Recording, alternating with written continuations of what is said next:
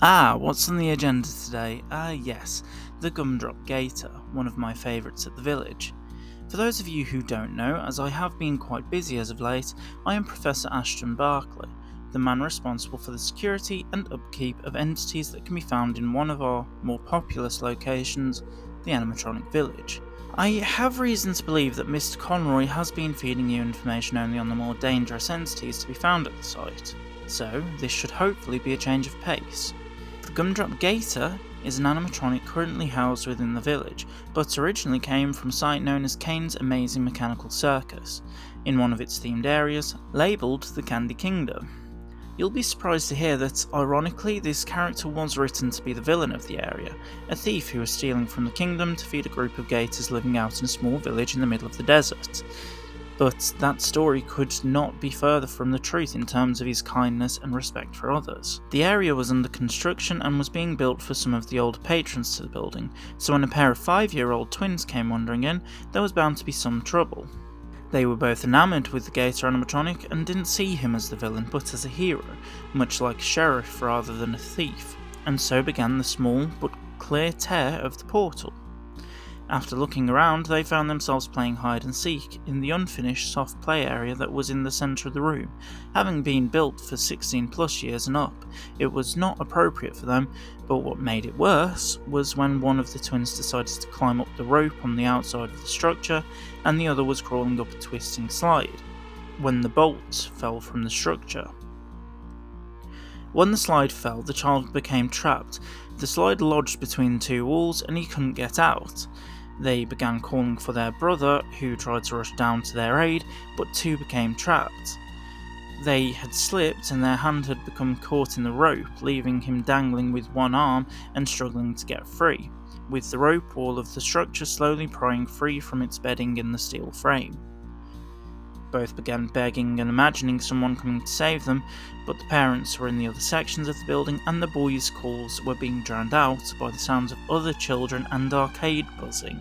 Being 5 years old, they thought nobody was coming, until their favourite hero came about.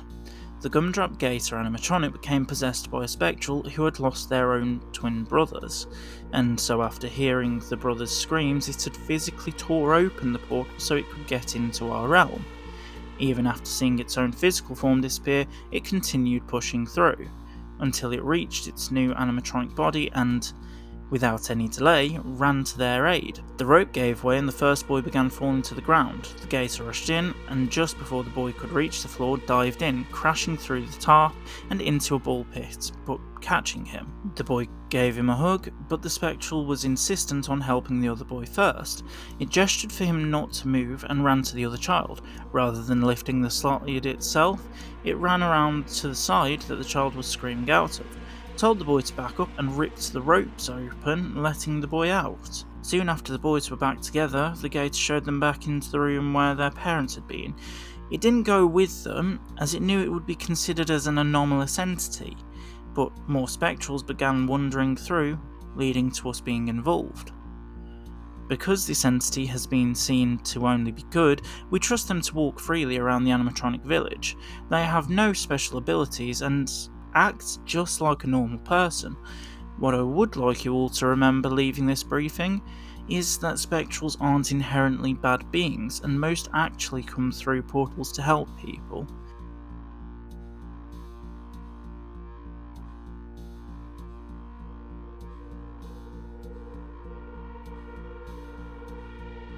Another notable entity from the Mechanical Circus is the venue's namesake, Caine the Ringleader, of whom is one of the stranger animatronics to be housed at the village. Their design is strange to say the least, appearing more like they were supposed to be used as a mascot advocating for children to go to the dentist. They don't have a head, but in its place they have a large set of teeth, appearing similar to the chattering teeth many children play with. They talk through this mouth but also see through it. The entity does have eyes, but they are inside the confines of the mouth, and it has been recorded that on numerous occasions the Caine animatronic can talk without moving its teeth at all, as a result of a speaker being wedged inside the bottom set. The entity's eyes protrude from articulated steel piping that allows the entity the ability to move each eye as though they were separate limbs. sometimes even moving them outside the confines of the teeth and giving the animatronic a wide range of expressive capability. The other strange thing is that Caine technically has two voices, personalities, and appears to be, let's say, mentally unstable. Since being moved within the agency's custody, we have seen Caine building, sculpting, painting, and generally creating at all points. We noticed on occasions that he had begun to panic and rant to himself, which is when we saw what was quite possibly one of the most impressive uses of his creative potential. One of my colleagues had been watching Caine from the monitors, but informed me that he had begun building similar tubing to that of the eye stalks. Only this tubing was bigger and for a while did not have much reason for being built. We did continue to keep an eye on this until the one day the entity disappeared, apparently utilising a blind spot in the camera system to do surgery on itself. You see, the next time we saw Caine in the open, he had ripped a section out of his own plating, lodged the tubing into this space, and had built a secondary head that he began calling Bubble.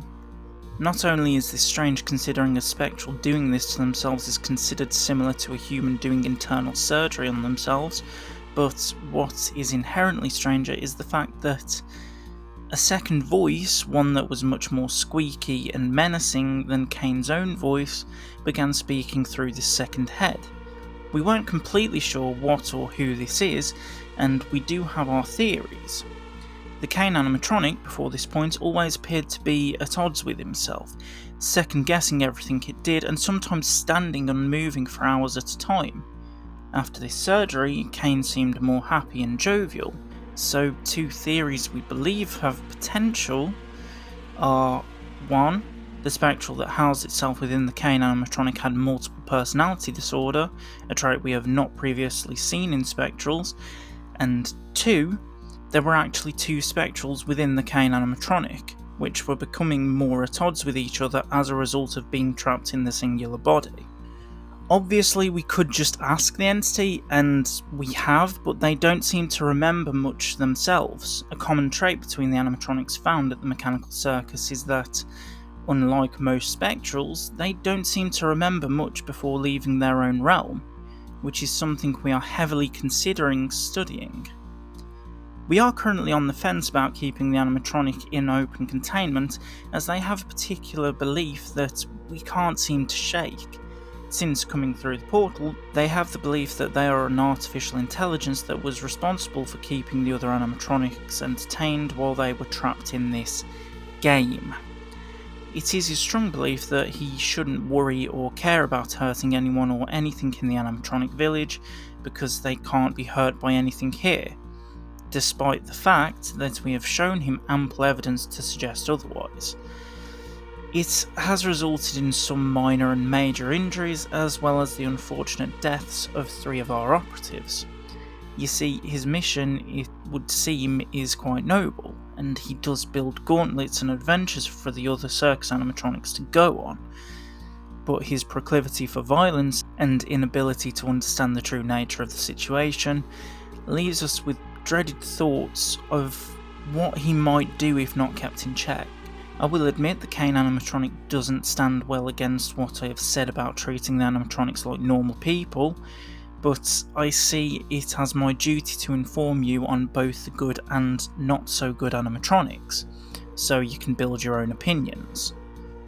If that is all, please leave any suggestions in the suggestion box below, save this for future reference, and share to your colleagues who were unable to make it today. I'll see you in the next lecture.